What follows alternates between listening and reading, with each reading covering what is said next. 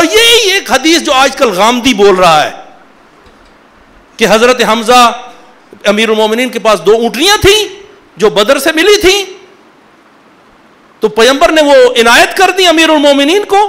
امیر المومنین چاہتے تھے کہ ان اونٹنیوں کے ساتھ جا کر اذخر لے کر جمع کر کے آئے، اور یہ حدیث بخاری میں ہے، تو لے کر آئیں اور پھر اس کو بیچ کر اپنی شادی کا کوئی سامان کریں. تو کہتے ہیں وہ اونٹنیاں موجود تھیں کسی جگہ پر. حضرت حمزہ ایک شراب کی محفل میں موجود تھے، ناچنے والی ناچ رہی تھی، اور اس نے حضرت حمزہ کو، حضرت حمزہ بھی مست تھے نعوذ باللہ، اور اس نے کہا یا حمزہ تو لشرف النوائی، کہ ان موٹی اونٹنیوں تک پہنچو. تو حمزہ نے اپنی تلوار نکالی اور بیٹھی ہوئی اونٹنیوں کے اندر سے دونوں جگر کاٹ کے لے کر آ گئے، جگر بھی کاٹ کے لے کر آ گئے اور کوہان بھی کاٹ دیے. آپ اندازہ لگائیں یہ کیوں بیان ہو رہا ہے؟ یعنی حضرت حمزہ کے چہرے کو بدنما دکھانے کے لیے. بنی امیہ یہ اسے کہتے ہیں کلچرل حملہ کرنا، کہ وہ جو کہ جنہوں نے احسان کیا ہے اسلام کے اوپر، غزوہ بدر میں اور غزوہ احد میں اپنی جان فشانی دکھائی ہے، اور جو سید الشہداء ہیں، اور جن کے امیر المومنین جب اس دنیا سے جا رہے تھے تو کیا کہا حسن اور حسین کو کہ تم رو رہے ہو، یہ دیکھو میرے پاس پیغمبر آ گئے، یہ حمزہ سید الشہداء میرے پاس آئے ہوئے ہیں. تو جو شراب خار ہے اس کے متعلق امیر المومنین نے یہ کہنا تھا. یہ صرف اور صرف کیوں؟ تاکہ حمزہ کا نام لوگوں کے ذہن میں بدنما کیا جائے. پھر وہ حمزہ کا جو قاتل تھا اس کو بھی معاف کرانے کی کوشش کی گئی.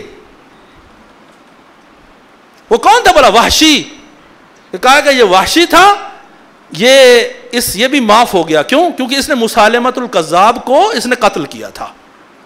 اب کسی دن وقت آئے گا تو میں اس کی یہ خود کیا تھا، خود ابن کثیر کہتا ہے اس وحشی کے متعلق کہ یہ وحشی صحیح طرح سے اسلام بھی اس نے قبول نہیں کیا تھا، دائم الخمر تھا، ہمیشہ شراب کی حالت میں ہوتا تھا. کسی نے کہا کہ ہم اس سے ملنا چاہتے ہیں، کہتے ہیں ذرا دیکھنا اس سے ملنے کے لیے اسے وقت لینا پڑتا ہے، اکثر یہ شراب کی حالت میں ہوتا ہے. تو حال یہ ہے. اب وہ وحشی اس کا جو چہرہ بدنما تھا اس کو ٹھیک کرنے کے لیے اس کو قاتل مسیلمہ کذاب کر کے تاکہ حضرت حمزہ کے اوپر حملہ کیا جائے. اور آج غامدی صاحب بیٹھ کر اسی حدیث جس کو خود بھی وہ اہل سنت بیان نہیں کرتے اس سے استفادہ کر رہا ہے، لوگوں کو بیان کر رہا ہے کہ یہ کانہو جیسے یہ شراب خاری کوئی امری کوئی نہیں ہے، یہ جا کے کیا کہتے ہیں رنڈیوں کو نچانا جیسے کوئی یہ کام ہی کوئی نہیں تھا، یہ تو عادی تھا. حضرت حمزہ بیٹھ کے یہ کام کر رہے تھے. پھر پیغمبر آئے، کیونکہ امیر المومنین نے جا کے شکایت کی، تو پھر پیغمبر آئے.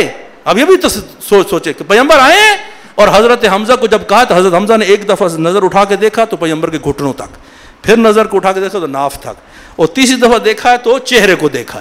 یہ ایسے نہیں جیسے کوئی مست نہیں ہوتا آدمی، یہ حضرت حمزہ کا چہرہ بیان کیا جا رہا ہے.